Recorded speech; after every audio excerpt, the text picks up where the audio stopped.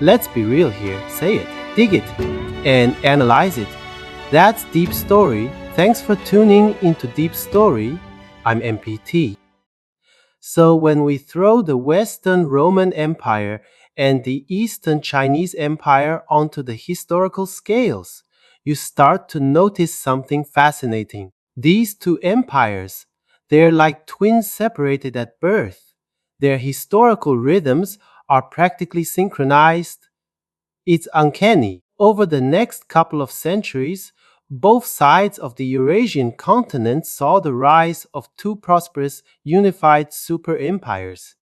On one side, you've got the Roman Empire in its prime, and on the other, the Eastern Han Dynasty. The Han Dynasty was no slouch, by the way, but time's relentless, right? 200 years later, if you unfold the map and lie down with your ear to the ground, you'll hear something ominous, a low rumble. It's history whispering. Trouble's coming. Both empires had dark clouds gathering over them. Now, if you compare them, the parallels are almost spooky. First up, internal chaos. In 208, over in China, there's a naval battle that basically sets the stage for the Three Kingdoms era. Cue 3 centuries of fragmentation. Meanwhile, Rome. Oh, same story. Starting in the 2nd century, the Roman Empire hits its decline phase with internal strife galore. They call it the crisis of the 3rd century. It's like both empires said, hey, let's implode together. And then there's the external pressure. These two historical train wrecks are dealing with the same issue. Those pesky northern barbarians. China. No need to explain, right? We've got the five barbarians causing chaos for 300 years, storming south like it's a national pastime. Rome? Yep, same deal. Northern tribes knocking on the gates like, hey, we heard you've got great wine. This brings us to a concept from modern geopolitics, the geopolitical hammer. What's that, you ask? Picture this. On this sprawling Eurasian landmass, the cradles of civilization are usually near the coasts, right? Fertile areas, rivers, you know the drill. But then you've got Central Asia, home to the steppe peoples. Huns, Xiongnu Mongols, they pop up like clockwork. And these steppe folks, not big on literature, huge on smashing stuff. They're like a hammer pounding the edges of the continent, shaking up those coastal civilizations. So, by 200 AD, both empires are under the hammer.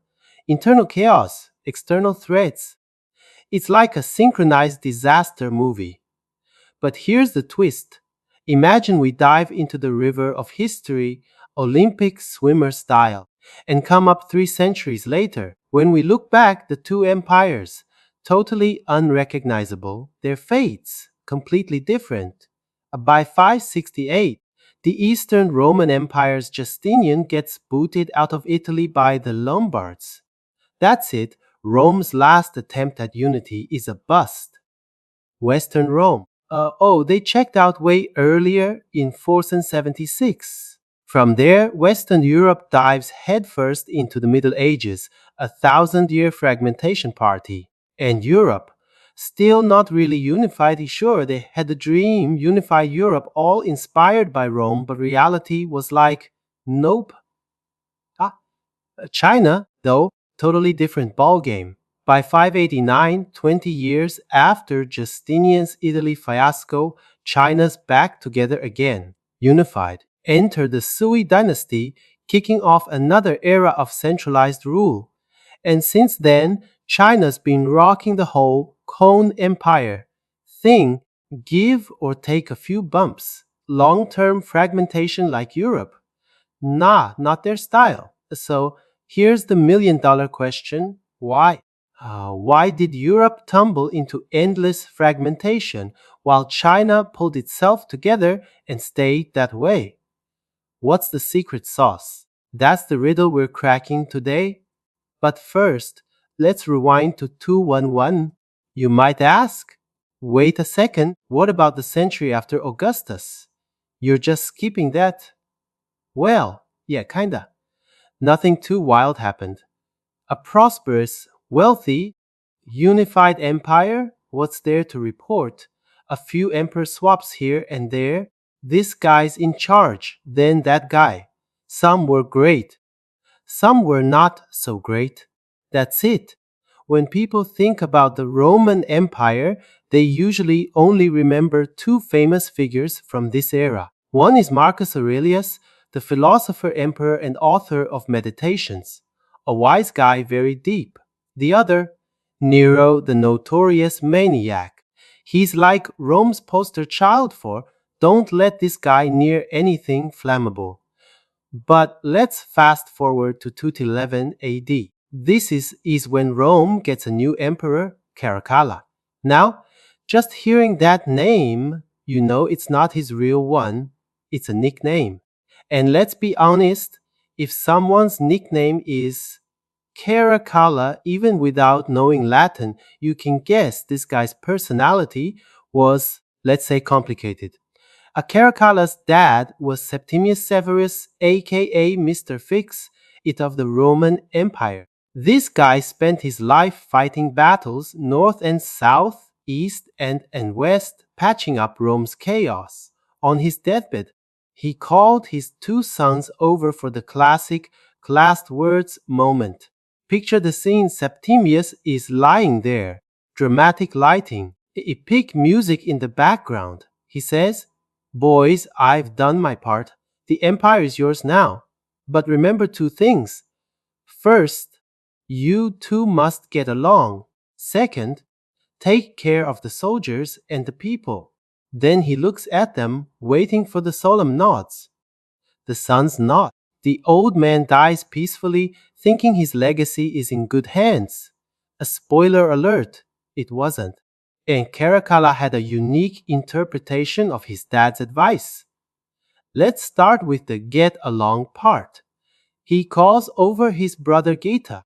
They're having a little sibling chat, and Caracalla says, "Hey, Dad said I should treat you well. So, I've decided to kill you." Boom! Geta's gone. So much for family harmony. Then there's the take care of the soldiers and the people bit. Caracalla spends a whole year mulling this one over, and in 2012 he has a eureka moment. "I've got it. I'll issue the Antonine Constitution." "What's that?" you ask. "Oh, just a little thing where he declares that everybody in the empire gets Roman citizenship." Everybody. One big participation trophy. Cue the cheers, the praises, the people calling him a saint, a genius, a hero. On the surface, this looks great, fair, even, his reasoning solid. Hey, we're all part of this empire. People have contributed. Let's honor them by sharing the glory of Roman citizenship. Makes sense, right?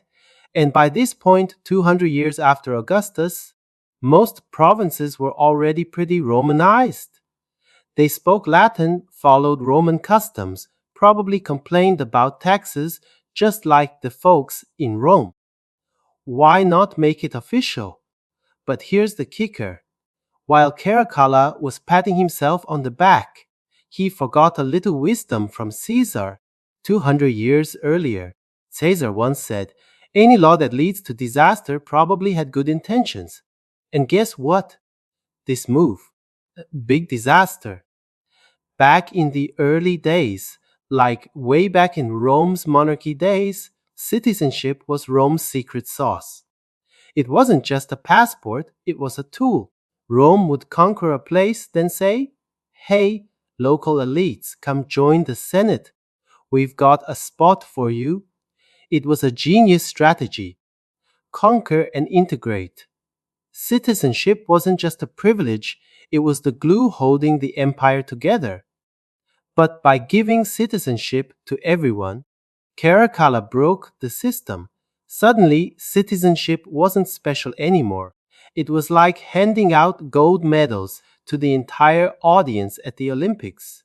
Sure, it sounds nice, but it kinda kills the point. And just like that, the foundations of Rome started cracking. So, after Caesar conquered Gaul, he didn't just leave the local chieftains out in the cold. Oh no, he brought them to Rome, handed them seats in the Senate, and said, "Welcome to the club."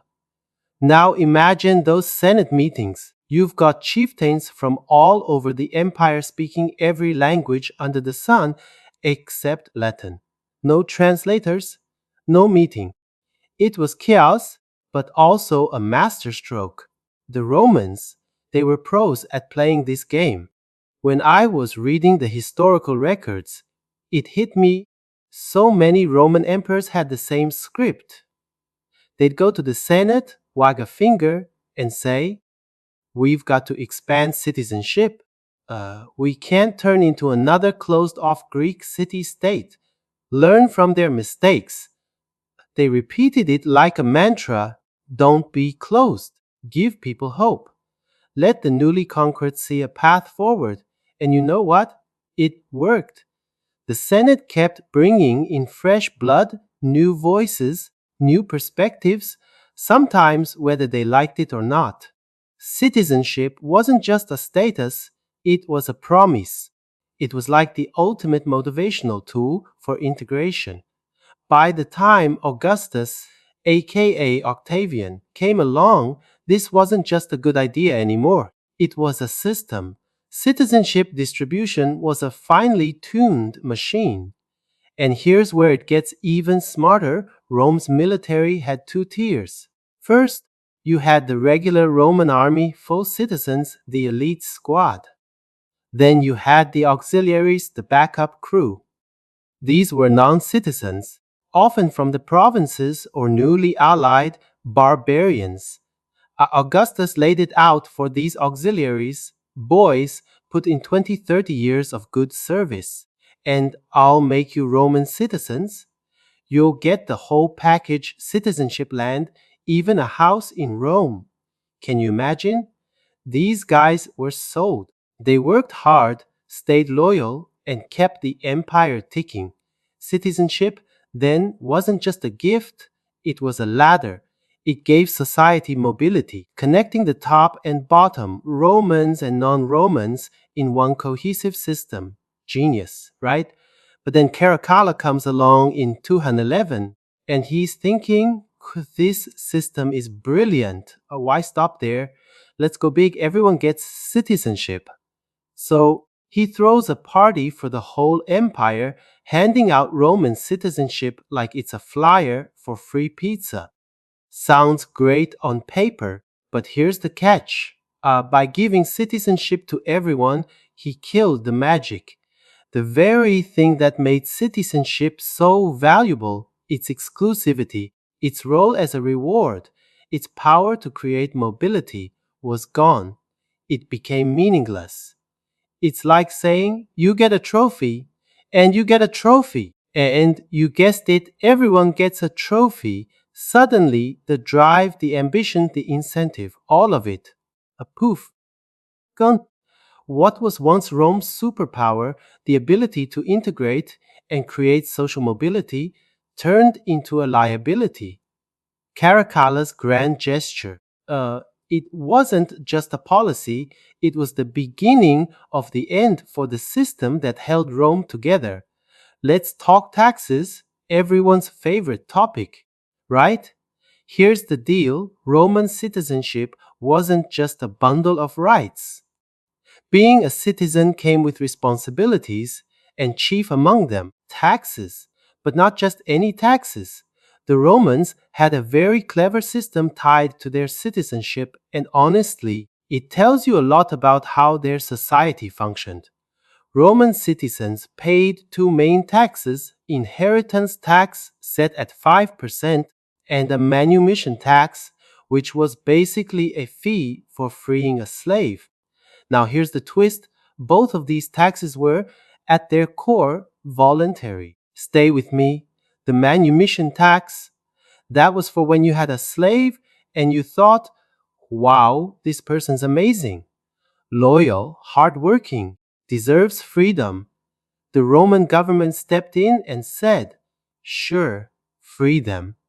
But since a freed person might become a burden on the city, pay us a fee to cover the costs of city services. It's not mandatory, don't want to pay the tax. Don't free the slave." Simple. Then there's the inheritance tax. This wasn't like today's idea of taxing your entire estate. If your close relatives inherited your wealth, no tax. But if you decided to leave your buddy Peter some cash, the government asked, "Hold up, you two aren't related. Why is he getting your money?" They'd slap a 5% tax on it. Again, totally optional. Don't want to pay. Don't leave anything to Peter. The inheritance tax was basically a voluntary donation to the state, disguised as a tax. These taxes worked because they were rooted in personal choice and a sense of civic virtue. Roman citizens paid because it aligned with their values and culture, but non-citizens, entirely different story. They paid a flat 10% provincial tax on their local GDP. No frills, no exceptions, just hand over 10% to Rome. Now here's where Caracalla steps in with his big idea. After granting universal citizenship, how do you reconcile these two systems? You can't exactly ask Roman citizens to start paying the provincial tax. What's the point of citizenship then? So Caracalla flipped it. Everyone was now a Roman citizen, which meant everyone paid the Roman taxes, inheritance tax, and manumission tax. Great idea, right? Except, no, these taxes depended on a culture of civic duty, something the provinces didn't have. Many provinces didn't even have enough slaves to worry about freeing them, and inheritance tax. Why bother leaving wealth to non-relatives when you could just keep it in the family? Provincial taxpayers, formerly handing over 10% with no questions asked, suddenly found themselves with voluntary taxes and decided, nah, I'll just keep my money. Rome's tax revenue dried up. Caracalla, staring at an empty treasury, panicked. His solution? Raise taxes. The inheritance tax jumped from 5% to 10%. That didn't go over well. Roman citizens, who had happily paid 5% as part of their civic pride, now balked. Why should I pay more? Citizenship used to mean honor and exclusivity. Now everyone's a citizen. What's the point? So they stopped paying too. The results? Catastrophic. Caracalla's move obliterated the sense of pride that once motivated Roman citizens. The provinces lost their ladder of hope. And the military, without steady tax revenue, discipline and loyalty crumbled. In the end, Caracalla himself was a victim of the chaos he created. The army, fed up with everything, assassinated him. Let's sum it up in three short phrases. Romans lost their honor, provincials lost their ambition, and the military lost its discipline. That's Caracalla's legacy. So, what was the fallout? Let me paint you a picture. After Caracalla rolled out the Constitutio Antoniana in 212 AD, things went downhill. Over the next 73 years, Rome cycled through 22 emperors. 22, and guess how many died peacefully? Just two. Yep, just two. One of them died of illness. The other, oh, we'll get to him in a moment. The rest. They all met their end courtesy of the Praetorian Guard. That throne wasn't a seat of power anymore. It was a meat grinder. You'd sit down, and within a few months or weeks, you were dead. The guard treated the emperor like a chess piece. If they wanted to capture the king, you were done for. If they wanted to checkmate your reign was over. The nobility took one look at this death trap and said, "You think I'm crazy?"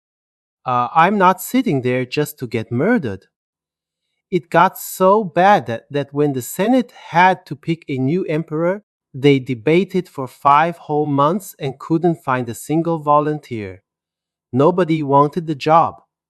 Finally, they pointed at one guy and said, "How about him?" That guy was Tacitus, not the famous historian, but his descendant. By this point, Tacitus was ancient. The Senate begged him, "You're perfect for this. You're old, you're wise, and you don't have long to live anyway." Tacitus resisted at first, saying, "I'd rather not, thanks." But they kept pushing. Eventually he thought, "Well, I am old. Maybe they'll let me die in peace." So he accepted. And guess what? He fulfilled his prophecy. He ruled briefly and then died of natural causes thanks to his age. One of the only emperors in this chaotic stretch to die peacefully. But let's face it, when your empire's best case scenario is convincing an old man to take the throne because he's likely to keel over soon, yeah, you're not exactly thriving. Enter Diocletian, the man, the myth, the emperor who finally said, "Enough is enough." He took over after this 73-year bloodbath and realized, we've got to fix this mess. Diocletian wasn't some highborn aristocrat. His father was a farmer, but what he lacked in pedigree, he made up for in grit and smarts. A Diocletian took a page from the playbook of Eastern empires, China, Persia, you name it. And what did he borrow? Eunuchs. That's right, eunuchs. Why? They had one big advantage: absolute loyalty. They were essentially family servants. While you, the ruler, were alive, they were powerful. They could live like kings themselves, enjoy prestige, and command respect. But the moment you died, their power died with you. Nobody wanted another ruler's eunuchs hanging around. So, their survival depended entirely on staying loyal. Diocletian realized that the old Roman way of governing, the whole, first among equals, thing where the emperor was just the first citizen, is a princeps, wasn't cutting it. Think about it, Roman emperors wore laurel wreaths, not crowns. Their title, first citizen, was more symbolic than authoritative. Compare that to the East, where rulers exuded divine authority, sitting on thrones that screamed, "I'm chosen by the gods." Diocletian thought, "We need some of that." He reshaped the Roman imperial image, borrowing the grandeur and mystique of Eastern monarchies. Forget being first among equals. Diocletian elevated the emperor to a near divine figure, untouchable above the fray. It was a total rebranding of the Roman monarchy. And that was the beginning of Rome's transformation from its old, crumbling ways into a more rigid, centralized system. Diocletian might not have been born into greatness, but he sure dragged Rome kicking and screaming toward a new era. Before Diocletian, being a Roman emperor was less about power and more about responsibility. Seriously, even during the height of the Roman Empire, sovereignty technically belonged to the people. The famous acronyms PSQR, Senatus Populus Romanus, the Senate and people of Rome, makes no mention of the emperor. The emperor was just a guy picked or backed by the people to do a specific job. He wasn't a king, and he definitely wasn't divine. Let me illustrate with a story about Hadrian, one of the so-called five good emperors. Hadrian wasn't just a ruler, he was a public servant. Once, while visiting a public bathhouse, Hadrian noticed a guy rubbing himself against the wall to scrub off the dirt. Turns out it was one of his old centurions, a commander from Hadrian's army. Hadrian asked, "Why are you scrubbing the wall like that?" "Get a slave to help you." The man replied, "Can't afford one. Times are tough." Moved, Hadrian gifted him a slave on the spot. Problem solved, right? Not quite. The next day, Hadrian returned to the bathhouse and found a crowd of over 100 men, all his former soldiers, scrubbing the walls. Each one had the same plea: "Hey, Emperor, how about a slave for me too?" Another time, Hadrian was walking through the city when a woman stopped him, demanding justice. Busy and annoyed, Hadrian waved her off, saying, "Not now, I have a meeting."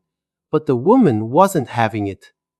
She shouted after him, "If you can't make time for justice, you have no right to be emperor." That hit Hadrian like a slap. He immediately stopped, turned around, and listened to her case in full. These weren't just anecdotes. They were the reality of being an emperor in a system where sovereignty rested with the people. Public opinion mattered. If you lost their support, you could lose everything. Hadrian's humility and hands-on approach would be tough for even a modern democratic leader. Yes, even someone like Trump to match. But all that changed with Diocletian. When he came to power, he flipped the script entirely. The emperor was no longer the first citizen. Diocletian looked to the east, Persia, China, and said, "That's more like it." He reshaped the role of emperor into something authoritarian, almost divine. He added pomp, ceremony, and layers of bureaucracy.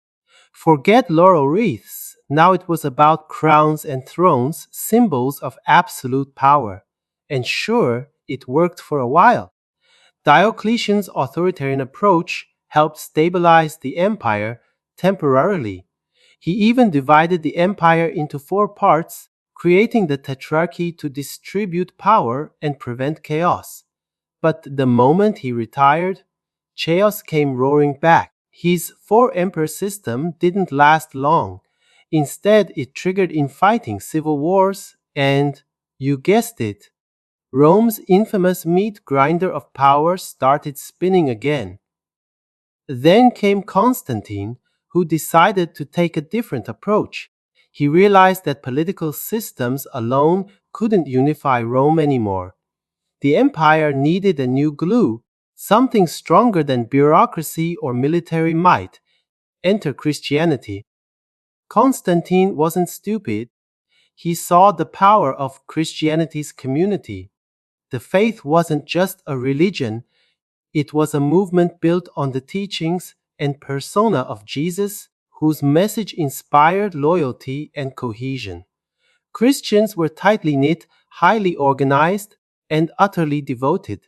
Constantine saw an opportunity and embraced it, not out of sheer piety, but because it gave the empire a spiritual backbone. And that's how Rome transitioned from a system rooted in citizen sovereignty to one propped up by divine authority and, eventually, religious unity. From Hadrian's baths to Constantine's churches, the empire's journey wasn't just about governance, it was about survival. Let's talk about Nero, the emperor who famously went head to head with early Christians.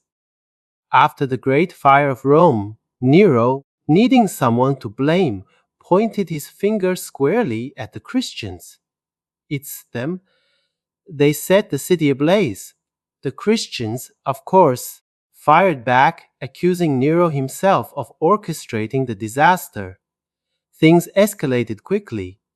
Nero wasn't the type to take opposition lightly. He ordered mass crucifixions, including the executions of Peter and Paul, two towering figures in early Christianity. Peter, as you probably know, became recognized as the first pope, the foundational leader of the Christian Church. When sentenced to crucifixion, Peter reportedly said, "I'm not worthy to die the same way as Jesus.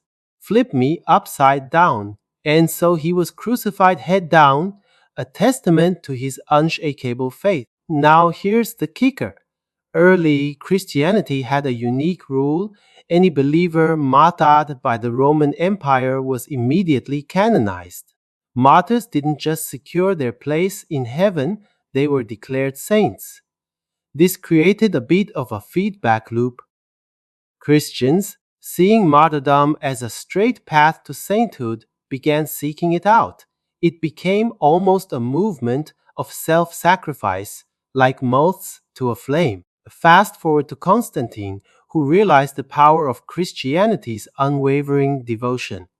His first big move, the Edict of Milan in 313 AD. This decree legalized Christianity, granting religious freedom to all faiths. Christians were no longer hunted, they were protected. Did it work? Oh, absolutely. The moment Constantine embraced Christianity, its influence skyrocketed. The church became a key player in the empire, providing a sense of unity and ideological control that politics alone couldn't achieve. But here's the twist. Constantine may not have foreseen what came next. By integrating Christianity into the Roman power structure, he unintentionally sowed the seeds of the emperor's own marginalization. The church began to outshine the throne. Fast forward again to the fall of Rome. Picture this: barbarians have breached the city walls. The emperor, either dead, captured, or fled. Rome is on the brink of slaughter. Who steps up? The Pope. It was the Pope who negotiated with the invaders, appealing to their souls, their salvation, and perhaps more practically, offering them a hefty bribe to spare the city. Over time, power shifted decisively toward the church. The people didn't look to the emperor for salvation anymore, they looked to the Pope. Take Theodosius I, for example. By 392 AD, he was emperor, but like many late stage Roman rulers, he preferred living in Milan over Rome. Why? For starters, Rome still had the Senate, a relic of republican governance that emperors found tiresome. But more importantly, by then, emperors had become distant, divine like figures, far removed from public life. They no longer mingled with the people or bathed in public baths like Hadrian. Instead, they cloistered themselves in Milan, symbolizing the growing disconnect between the ruler and the ruled. Meanwhile, the church was doing the exact opposite. It was on the streets, in the villages, preaching, healing, and providing solace. In the end, as imperial power waned, spiritual authority rose to fill the void. Constantine may have introduced Christianity as a tool to unify Rome, but it ended up becoming the very institution that eclipsed the emperors altogether. Let's talk about Theodosius and his national teacher, Ambrose, the Bishop of Milan. Their relationship was a fascinating mix of cooperation and conflict, showcasing the growing tension between imperial power and the rising authority of the church. Ambrose wasn't just a religious leader, he was a force to be reckoned with, someone who could challenge an emperor and win. Here's what happened. During Theodosius' reign, a rebellion broke out and he sent his troops to crush it, resulting in a massacre. Ambrose, hearing of this, was livid. He declared, Christianity is built on love and mercy. You can't just go slaughtering people. Then came the ultimatum. You must apologize. Theodosius refused at first, arguing, I'm the emperor. I did what I had to do. Apologize. No way. But Ambrose held firm. If you won't repent, you're excommunicated. You'll be banned from the church and denied access to the altar. The standoff lasted 8 months. In the end, the emperor caved. Theodosius removed his imperial robes, donned a simple white shirt, and stood at the church's door, publicly repenting. Only then did Ambrose relent, offering him a piece of bread symbolizing the Holy Sacrament and granting forgiveness. This wasn't just about one man's apology, it was a seismic shift in power dynamics. The emperor's submission marked a public declaration. The church now held moral authority over the state. And this wasn't a one off. The same power struggle played out centuries later in 1077 between Pope Gregory VI and Holy Roman Emperor Henry IV. Gregory declared that emperors must submit to the church's authority, even claiming the right to depose them. Henry naturally refused. What? Me answer to you? Not happening. Gregory's response. The nuclear option, excommunication. Excommunication wasn't just spiritual punishment, it was political devastation. To be excommunicated meant your soul was barred from heaven, a terrifying prospect in medieval Europe. For a ruler, it also meant losing legitimacy, as subjects were released from their oath of loyalty. The standoff dragged on until Henry, facing rebellion at home and isolation abroad, had no choice. In the dead of winter, he crossed the Alps barefoot in the snow and stood outside the Pope's residence at Canossa for days, begging for forgiveness. Gregory finally relented, but the humiliation was complete. The message was clear in Europe. Spiritual power trumped royal power. This dynamic played out time and time again. It was like a camel slowly inching its way into the tent, until the emperor, once the master, found himself pushed outside. Remember how we discussed the symbolic fall of Rome in 476. Technically, that year wasn't anything extraordinary. It wasn't marked by grand battles or fiery collapses. It was just the year a Germanic mercenary leader deposed the last Western Roman emperor, a teenage boy named Romulus Augustulus. They didn't even bother killing him.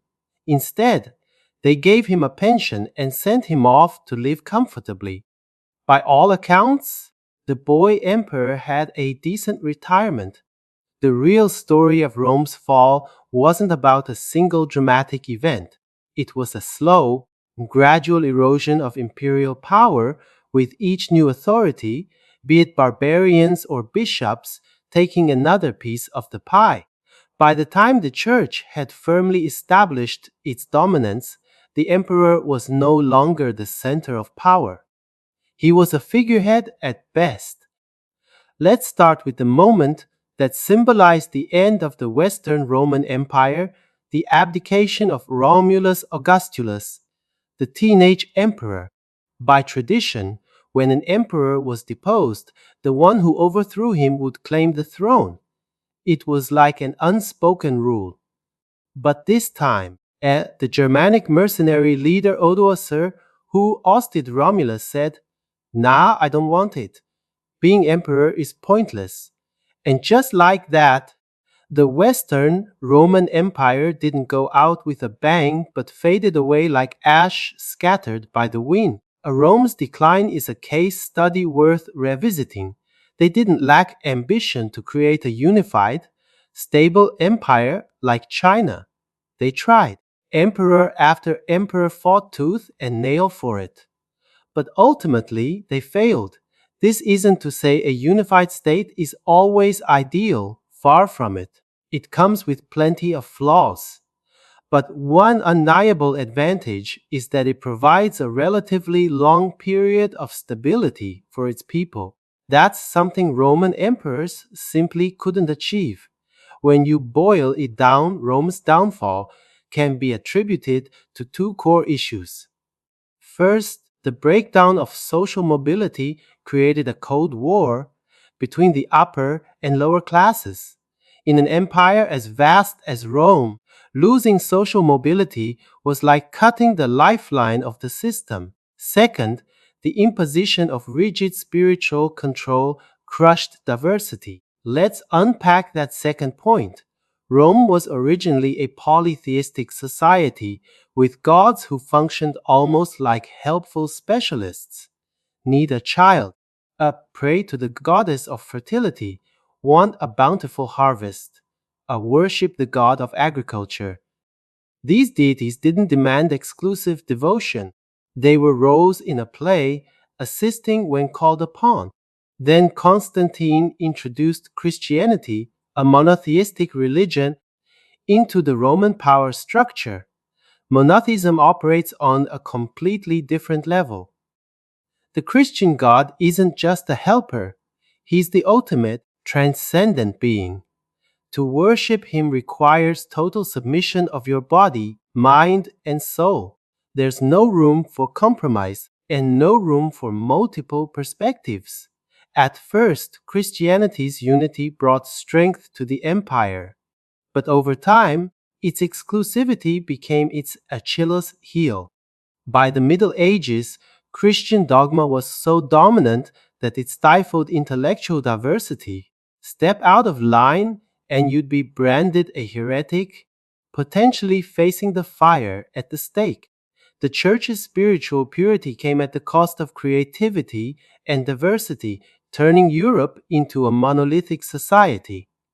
The result, a post Roman Europe plunged into what we now call the Dark Ages. Despite the holy glow of Christian faith, ignorance spread like wildfire. Most people lived and died without ever traveling more than 10 kilometers from home. Even the nobles and feudal lords often couldn't read, nor did they have maps of their own territories. It was an age defined by insularity, both geographically and intellectually. So, what lessons can we draw from Rome's fall? Two stand out loud and clear. First, preserve social mobility. A stable society needs hope for those at the bottom and honor for those at the top. The moment either group feels trapped, whether in poverty or meaningless privilege, the balance collapses. A second, don't overdo cultural and ideological control. It's fine to guide a society's values, but if you suppress diversity too harshly, you stifle creativity and resilience. A society without room for dissent becomes brittle, vulnerable to collapse. Rome's story is a cautionary tale. It reminds us that even the mightiest empire can crumble if it forgets these fundamental truths. And as we reflect on this history from thousands of years later, these lessons remain as relevant as ever.